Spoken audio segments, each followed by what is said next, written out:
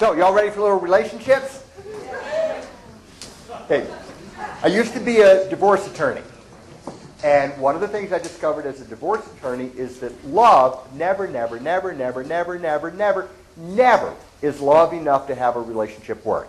The divorce courts are full of people that love each other.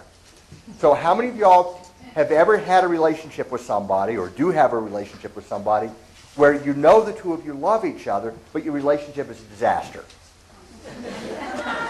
Yeah, so love never is enough to have a relationship work.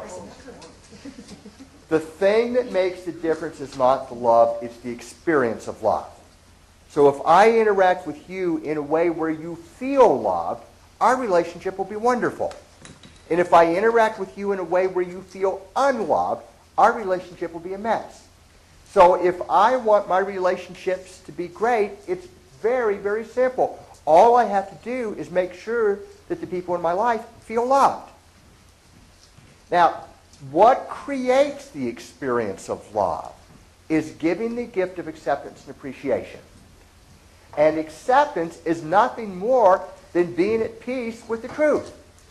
Rita is Rita.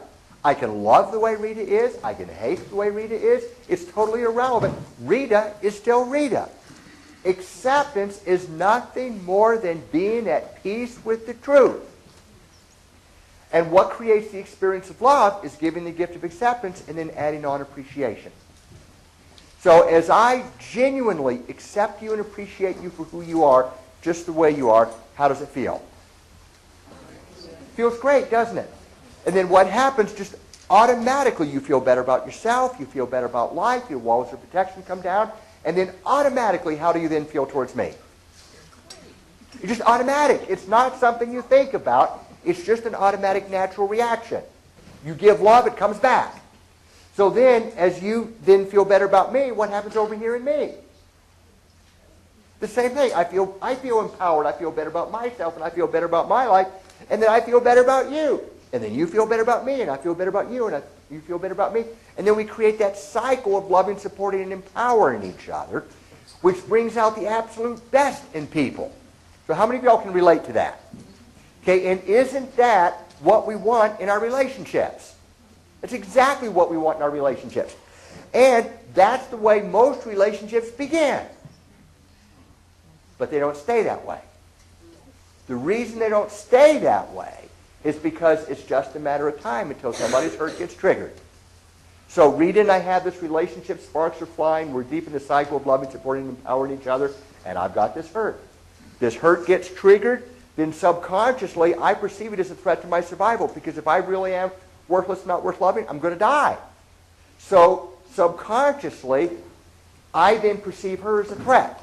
I put up my walls of protection, and then in an automatic defense mechanism, I then become judgmental and critical towards Rita.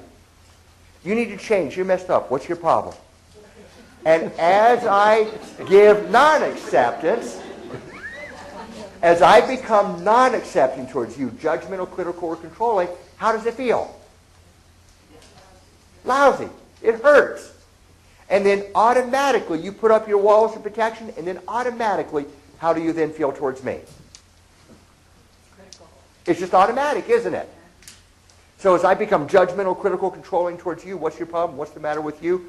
Automatically you put up your walls of protection, and then automatically you then become judgmental, critical towards me.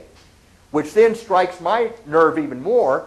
I get more hurt, I get more upset, my walls become thicker, and then I become more against you, and then you become more against me, and I become more against you, and you become more against me.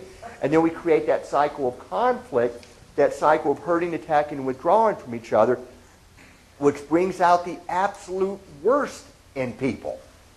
How many of y'all can relate to that cycle? That one's a whole lot more common. And it is. And do you know any nations that act like that? Yeah. But it's the same thing. So that cycle of conflict, that's the thing that creates the suffering in our relationships. See, in the same thing that we're talking about with relationships, the same principles apply to life itself. You accept and appreciate life, life accepts and appreciates you. You're judgmental, critical, resistant towards life. Life becomes the same way towards you. We have a cycle of loving, supporting, and empowering each other with life, and we have a cycle of conflict with life. And it's all our creation. Whatever we give comes right back. So, if you have a relationship where you've got a cycle of conflict with somebody, you need to end it. If you're in a relationship and you don't have it, you need to make sure you don't get it. The name of the game in relationships is to put the focus on the love. That don't worry about whether you're together or not. That's not important. What's important is to end the conflict, heal the hurt, and restore the love of one human being to another, and everything takes care of itself. The name of the game is to end the cycle of conflict, to end the cycle of conflict with the people in our lives, and to end the cycle of conflict with the areas of our life that don't work. Now, something very, very interesting about the cycle of conflict.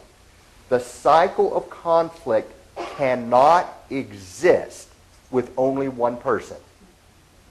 It is physically impossible to have a cycle of conflict with only one person. If you've got a cycle of conflict, by definition, it's a cycle. It's back and forth, back and forth, back and forth. It's like a tennis volley.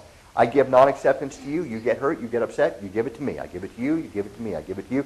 Back and forth, back and forth, back and forth. It takes two people to create the cycle of conflict. It only takes one person to end it. Back when I did the law practice, for the most part, all I saw was one person. All I saw was my client. Without ever seeing the other person, that's all it took to heal the relationship.